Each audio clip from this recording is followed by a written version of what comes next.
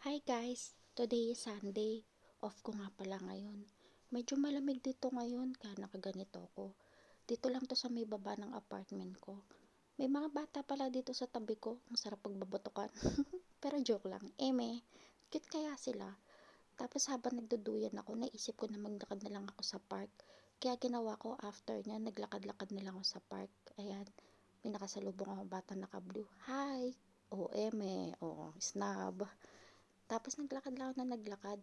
Minsan pagkatapos ko sa trabaho, dumadaan ako dito kapag maliwanag pa.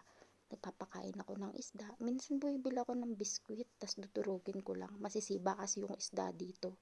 Para sila mga koi fish, ganun yung itsura nila. Pero mga big version. Tas yan, lakad lang ako. Mukha lang mainit pero malamig dito. Fresh yung hangin. Tapos kapag ka weekend, maraming family dito na nagpupunta. May mga bata rin na mahilig ditong maglaro.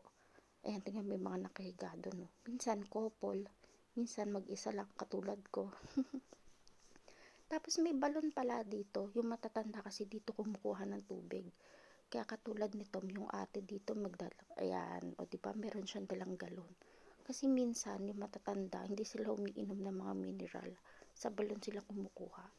Tapos ang habi ng mga bata dito mag-scooter. Ayan. Minsan may nagro-rollerblades din. Ganun yung ginagawa nila. Tapos naghanap ako ng spot na mauupuan. Ayan, o diba? Ito yung favorite spot ko. Wala kasi masyadong tao dito. Kapag ka umuwi ako galing trabaho, dito ako uupo. Ayan, dyan ako magpapakain ng isda.